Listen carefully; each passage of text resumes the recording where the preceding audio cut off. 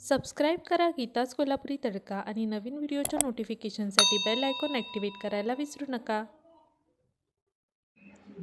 नमस्कार, गीताच कोल्हापुरी तडक्यामध्ये आपलं खूप खूप स्वागत आहे. मी आज लाल भोपळ्याची भाजी बनवणार आहे.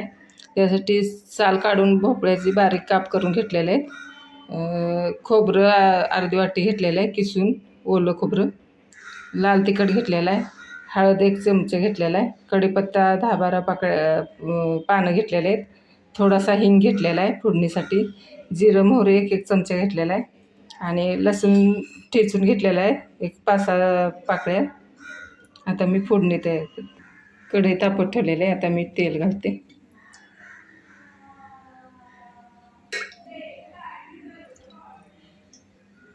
दोन चमचे तेल घातलेलं आहे.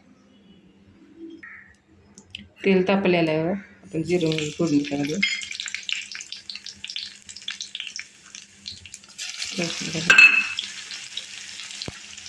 हिंग झाली आहे. कढीपत्त्याची पानं झाली आहे. लाल तिखट घाले आणि 1 चमचा हळद. भोपळ्याची भाजी खूप खूप पौष्टिक असते, त्यामुळे जरूर खावी.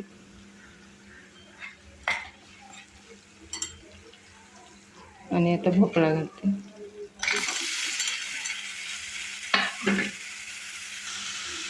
चवीनुसार मीठ घालते. आता आपण हलवून घेऊया.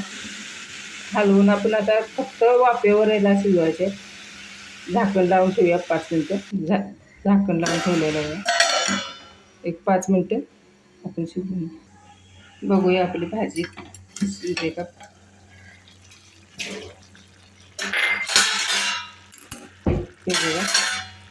पाणी वगैरे काहीच टाकाय नाही, भोपळ्याचं पाणी झालेलं आहे बघा. मस्त भोपळा पण आपला शिजत आलेला आहे. मस्त शिजलं थोडंसं. आणि 1-5 मिनटं आपण ठेवूया झाकण लावून. बघूया आपली भोपळ्याची भाजी तयार झालेली आहे.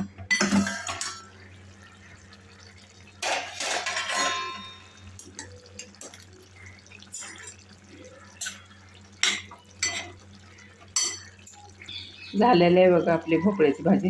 आता आपण किसलेलं खोबरं, ओलं खोबरं घालूया. तुम्हाला घालायचं असेल तर घालू शकता, नाही घातलं तरी पण चालेल. छान लागते ही भाजी भोपळ्याची. आणि थोडीशी कोथिंबीर घालू.